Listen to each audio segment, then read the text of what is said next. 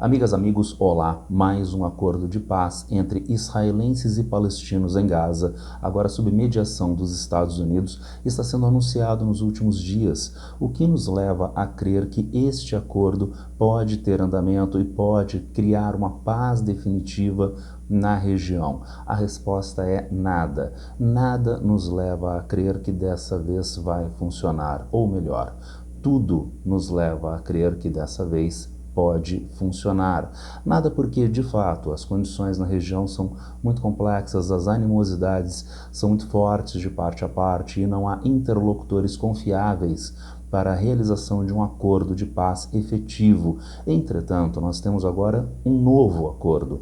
Há novos pontos e a situação é extrema para a população palestina em Gaza, além de um contexto internacional que se mostra crescentemente favorável aos palestinos, com forte isolamento do governo de extrema-direita de Israel e, portanto, há sim janelas de oportunidades que estão dadas neste momento para o acordo. Vamos tentar averiguar as dificuldades deste acordo no nosso vídeo de hoje. Vamos tentar pegar os 20 pontos do acordo proposto por Donald Trump e averiguar as condições de alguns destes pontos, a dificuldade de alguns desses pontos, a importância de alguns deles. Começando com os pontos 7 e 8 do acordo. O ponto 7 diz: após a aceitação do acordo, toda ajuda humanitária necessária será enviada a Gaza.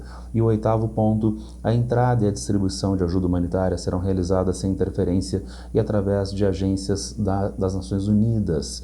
Então a ideia é muito interessante e importante, porque a ONU tem estado em banimento de Gaza por pressão de Israel e sob apoio dos Estados Unidos. Agora não, a ideia é de uma entrada massiva de ajuda humanitária demandada de fato pelas populações palestinas de Gaza. E isto é uma necessidade urgente, é uma necessidade porque, vejam, eu tirei da agência de notícias da ONU, mais de 500 mil de pessoas em Gaza estão presas na fome, marcada por inanição generalizada, miséria e mortes evitáveis, de acordo com uma nova análise da Classificação Integrada de Fases de Segurança Alimentar, IPC na sigla em inglês. Mas o que são essas fases de segurança alimentar que são utilizadas pela Organização das Nações Unidas? Lembre-se, nós temos vários vídeos aqui nesse GeoVast, aqui nas nossas redes sociais, acerca de segurança alimentar no Brasil. Aqui não, a gente tem uma categorização de alcance internacional mundial utilizada pelas Nações Unidas, dividida em 5 fases. Nós temos a fase 1, que é denominada mínima, nenhum problema de segurança alimentar, estresse alimentar na fase 2, crise alimentar na fase 3, emergência na fase 4, catástrofe, fome na fase 5. O que é a fase 1, a maioria das famílias tem acesso adequado à alimentação e às necessidades. Na fase 2, as famílias conseguem se alimentar, mas sacrificam outros gastos essenciais, saúde e educação. Na fase 3, consumo alimentar reduzido, aumento da desnutrição, dependência da ajuda humanitária. Na fase 4 de emergência, altas taxas de desnutrição aguda, aumento da mortalidade e esgotamento dos recursos. E a última, mais terrível, fase 5, fome generalizada, mortes por inanição, colapso total do acesso aos alimentos. Segundo essas 5 fases, qual é a situação prevista para os palestinos de Gaza? Voltando à reportagem das Nações Unidas, nós temos, até o final de setembro, mais de 640 mil pessoas enfrentarão níveis catastróficos de insegurança alimentar, classificados como fase 5 do IPC, 640 mil pessoas na fase 5. Em toda a faixa de Gaza, mais de 1,14 milhão de pessoas no território estarão em situação de emergência, fase 4, e outras 396 mil pessoas em situação de crise, fase 3. Estranhamente, nós temos mais gente na fase 4, temos muitas gentes na fase 5, a pior, e menos na fase 3, mas não aparece uma citação sobre as fases 2 e 1, porque são irrelevantes. A gente tem praticamente toda a população de Gaza nas fases 3, 4 e 5, principalmente na fase 4, mas mais de 500 mil na fase 5, e, portanto, a entrada de ajuda humanitária prevista no acordo é algo necessário, é fundamental para esse momento. Não apenas o que diz respeito a alimentação, tão emergencial importante, mas a ajuda humanitária que também diz respeito ao atendimento médico hospitalar, segundo as mesmas Nações Unidas, OMS, Organização Mundial da Saúde, diz que 42 mil pessoas em Gaza têm lesões graves, com acesso limitado à reabilitação. Ainda mais, diz a reportagem, o relatório destaca que 25% dos feridos são crianças, mais de 5 mil pessoas passaram por amputação desde o início do conflito. Outras lesões incluem danos no cérebro, na medula espinhal e queimaduras. Apenas 14 dos 36 hospitais permanecem parcialmente funcionais. Então, alimento é fundamental, água é fundamental, ajuda humanitária que diz respeito também a atendimento médico hospitalar para essa população que está submetida a um massacre nos últimos 3 anos, são os pontos 7 e 8 do acordo. Vamos avançar por outros pontos, os pontos 12 e 16. O 12º ponto,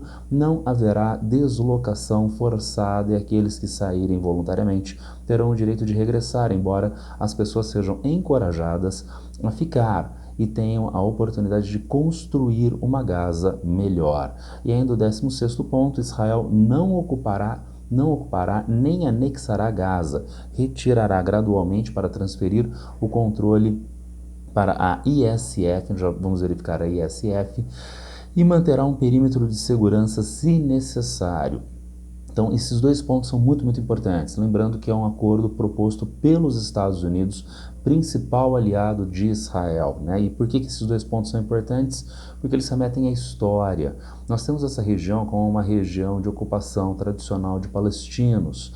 Não adianta pensar nas questões de ordem bíblica, não adianta pensar na Torá, não adianta pensar no que estava dado no Paleolítico de ocupação dessa região. No final do século XIX, a região é habitada por árabes muçulmanos sunitas majoritariamente, que viriam a ser chamados de palestinos. Eles vão perder as suas terras para a ocupação sionista a partir do início do século XX e sob proteção, com o interesse do imperialismo britânico na região. Isto culmina com, entre outros eventos importantes, a Guerra de Independência de Israel, conhecida como Nakba, catástrofe entre os palestinos. Após este evento, nós tivemos mais de 750 mil palestinos tendo que fugir da região para outros países, para países vizinhos.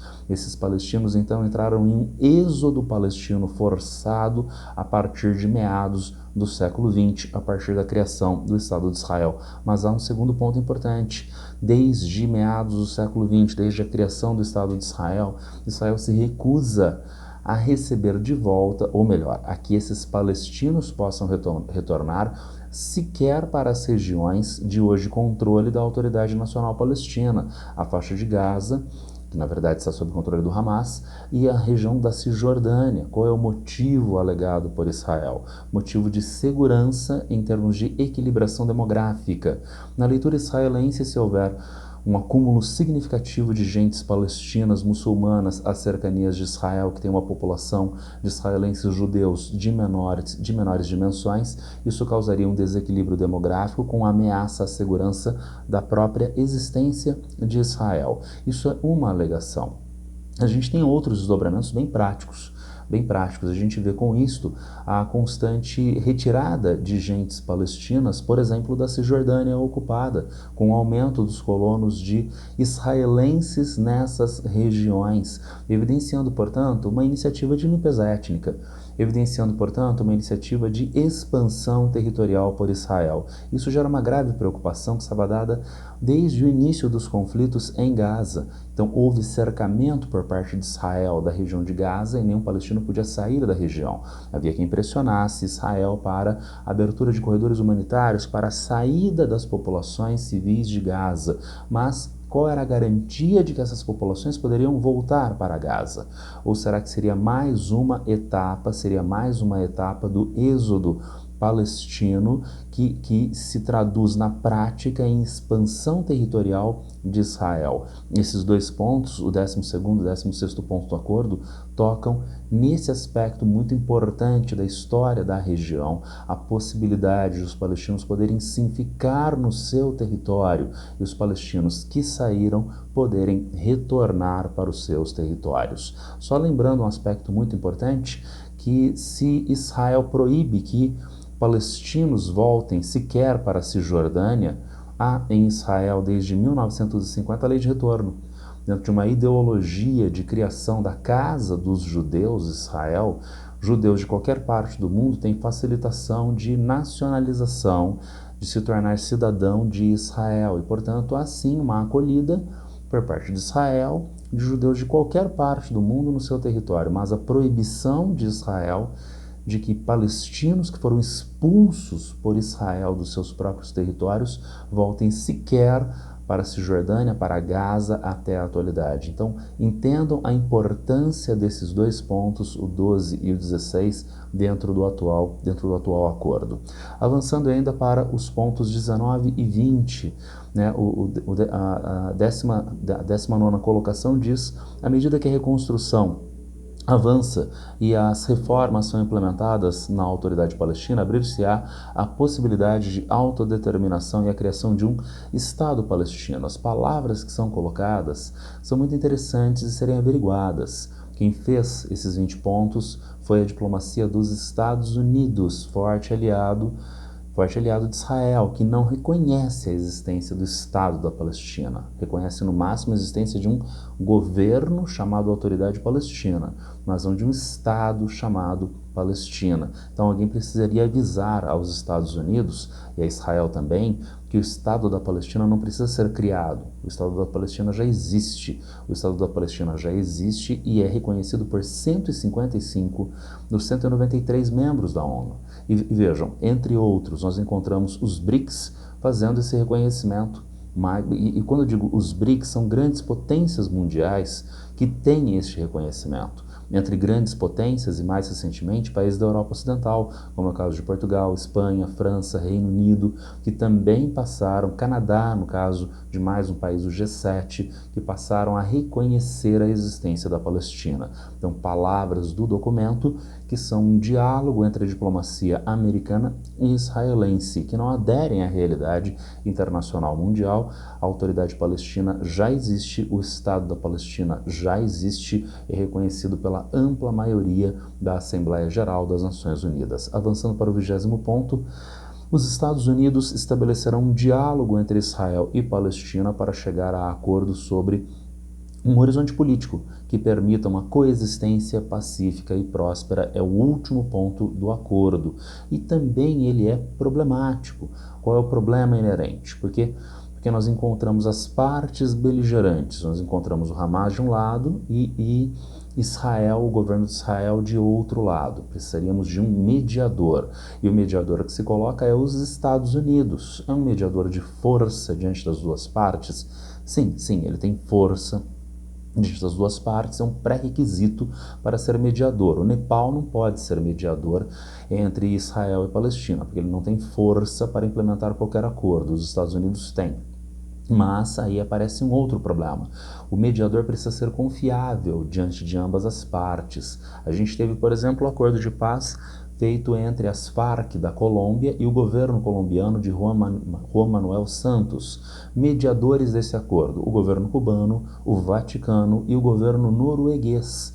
Então são governos confiáveis, são entidades políticas confiáveis para ambas as partes, governo da Colômbia e as então Forças Armadas Revolucionárias Colombianas. Será que os Estados Unidos é uma entidade confiável para Israel? Sim, o governo israelense deve confiar bastante. Confiável para os palestinos? Confiável para o Hamas? Não é. E daí sim já aparece mais um problema para o estabelecimento do acordo. Vamos agora pegar os dois pontos que talvez sejam mais interessantes de serem averiguados, os pontos 9 e 15 do acordo proposto por Donald Trump. O ponto 9 diz: Gaza será gerida por um comitê tecnocrático supervisionado por um Conselho de Paz Internacional, presidido pelo próprio Donald Trump, e que inclui o ex-primeiro-ministro Tony Blair. Uma autoridade palestina reformada assumirá o controle posteriormente. Tá certo, temos aí o ponto 9, tá? Mas ele propõe uma tecnocracia. Então é um governo apolítico, de pessoas que têm uma visão técnica acerca da realidade, técnica em relações internacionais, na implementação de infraestrutura de água e esgoto, na implementação do sistema de educação, não tem uma visão política, ideológica, mas uma visão apenas técnica. Isso não existe, porque isso flerta com a ideia tosca de neutralidade. Não há governo tecnocrático neutro. Mais ainda, Tony Blair, ex-primeiro-ministro. Mas por quê? Porque a gente está fazendo estamos revivendo um passado imperialista. Trata-se do Reino Unido, do Acordo Sykes-Picot, o Reino Unido do mandato sobre a Palestina na década de 1920. Quem sabe o Reino Unido que utilizou a Real Força Aérea nos ataques contra os grevistas palestinos na década de 1930? Isso não deixa de ser bastante problemático. E, finalmente, nós encontramos a própria ideia de Donald Trump liderar, em última instância, esse comitê. E por quê? Porque ele é uma espécie de imperador mundial, e, nesse sentido, o item 9 é muito, muito problemático. Mas, flertando com o que eu acabei de falar acerca de mediadores, os mediadores precisam ter alguma factibilidade no processo. Quem pode ter factibilidade no processo? Vamos esmiuçar isso, começando com Tony Blair. Tony Blair, segundo reportagem da ONU News, vejam vocês, a experiência na região. O ex-primeiro-ministro da Grã-Bretanha, Tony Blair, foi indicado em 2007 como representante do quarteto diplomático para o Oriente Médio. A confirmação ocorre no mesmo dia da renúncia de Blair como premier em Londres. A informação é da porta-voz do então secretário-geral da ONU, Ban Ki-moon, a Michelle Montas, segundo reportagem da UN News. Então nós encontramos o Tony Blair como uma pessoa que tem alguma credibilidade, não apenas na região como no Ocidente. E essa credibilidade é muito importante, porque através desse trânsito político é possível também a mobilização de instituições políticas e econômicas, depois da superação do conflito, para, por exemplo, o investimento, reconstrução e funcionamento da economia de Gaza, entidades como o Banco Mundial. Tony Blair pode dar essa margem. Então a minha veia crítica de esquerda salta quando eu vejo a proposta de um país que é um dos principais causadores de todos os problemas na região, o imperialismo europeu, o imperialismo britânico nesse caso, né, ser convidado para liderar um grupo de paz na região, um grupo de governo provisório na região. Mas, do ponto de vista prático, é uma pessoa, é um representante nacional que pode se mostrar adequado para as exigências deste momento. E o próprio Donald Trump, por incrível que pareça, vejamos, Donald Trump, ele ganhou credibilidade recentemente no cenário mundial diante de algumas crises, como, por exemplo, o fim das hostilidades Israel-Irã. Houve o ataque, que ainda não foi adequadamente esclarecido, das aeronaves dos Estados Unidos contra as instalações nucleares iranianas. O resultado deste ataque ainda não foi estabelecido com maior clareza.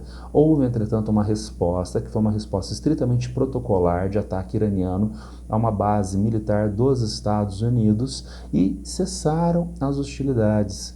Então o Trump ganha um ponto de credibilidade através do encerramento das hostilidades entre Irã e Israel nesses episódios recentes de conflito. Mais ainda, houve um ataque totalmente descabido de Israel contra o território do Catar.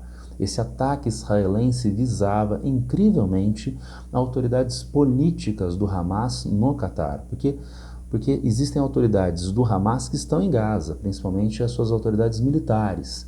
Existem autoridades políticas que estão, obviamente, fora de Gaza, porque senão eles estariam mortas. E não é para eles estarem em Gaza mesmo, porque são as autoridades políticas. São os únicos canais de negociação possíveis para a superação do conflito. E qual foi a iniciativa de Israel que parece não querer acabar com o conflito? Matar essas autoridades. Essas autoridades, entretanto, foram de fato assassinadas no ataque israelense ao território do Catar? Não foram. Por quê? As autoridades não foram mortas, porque elas não estavam nos locais que foram alvejados. Alguém avisou essas autoridades. Quem avisou as autoridades do Hamas? Há quem levante a hipótese de que o próprio Donald Trump a inteligência americana tenha feito essa notificação. Se isto fica em dúvida, fica em aberto, que não fica em aberto, foi a imposição do governo americano, pelo menos simbólica e explicitamente, de o governo israelense, de o próprio Benjamin Netanyahu, se desculpar com as autoridades do Catar no que diz respeito a esse atentado contra a soberania do outro país. Isso simbolicamente é muito importante e acabou amealhando mais pontos de credibilidade para Donald Trump.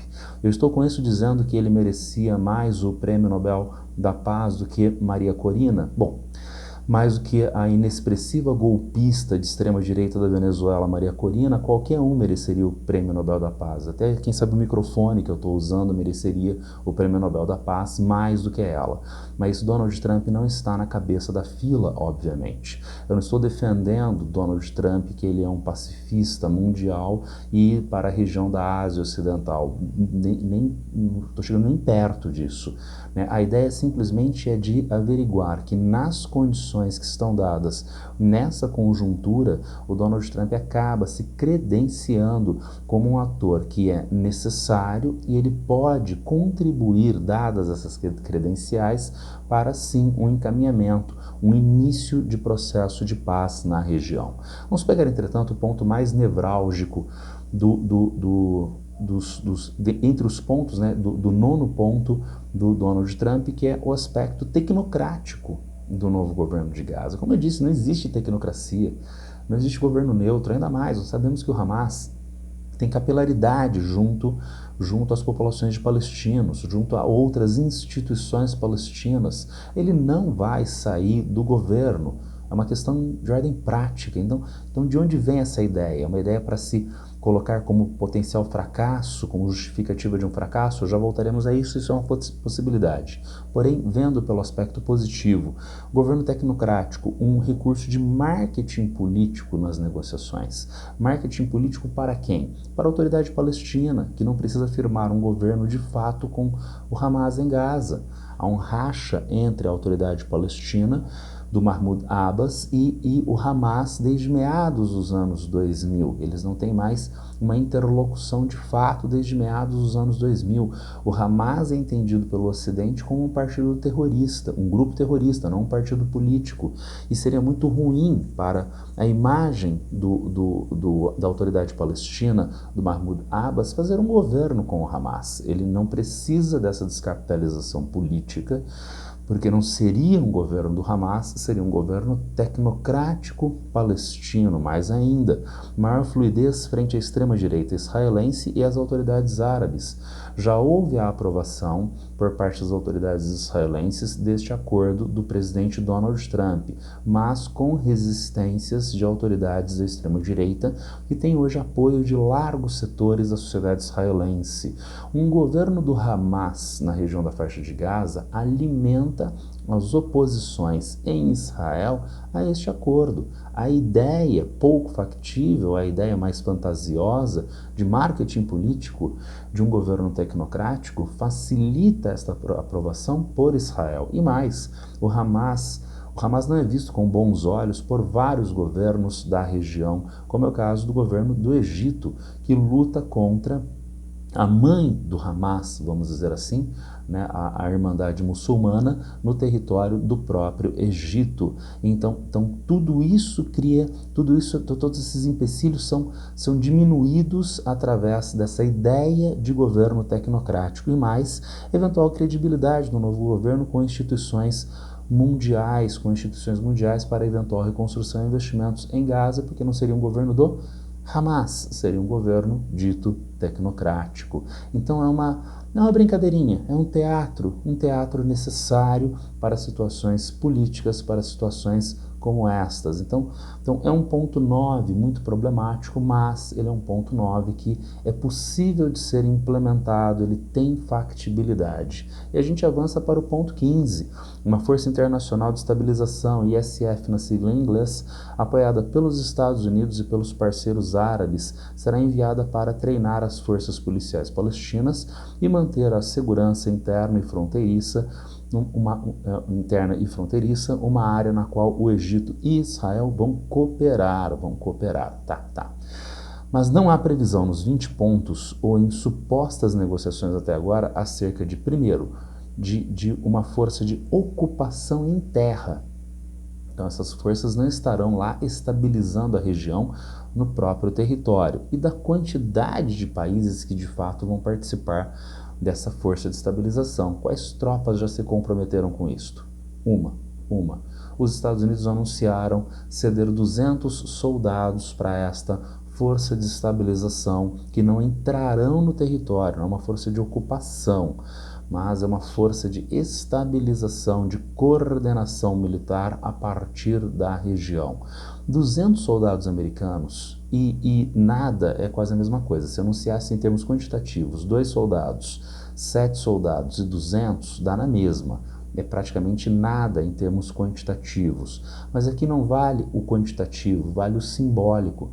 É uma participação militar dos Estados Unidos que sinaliza a potencialidade de ampliação desta participação militar eventualmente e, portanto, da sustentação em termos de credibilidade e força para a ideia de uma força de estabilização. Isso precisa ser negociado? Sem dúvida que isso precisa ser negociado.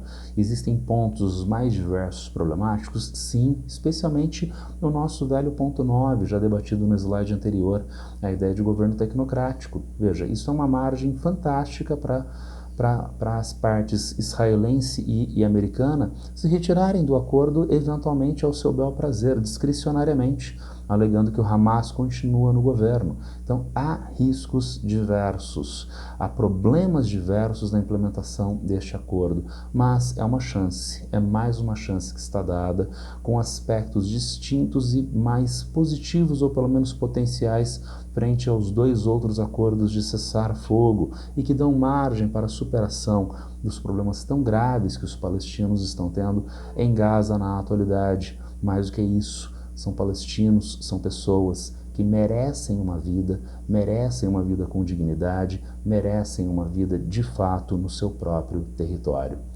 Abraço para todas e todos e boa sorte.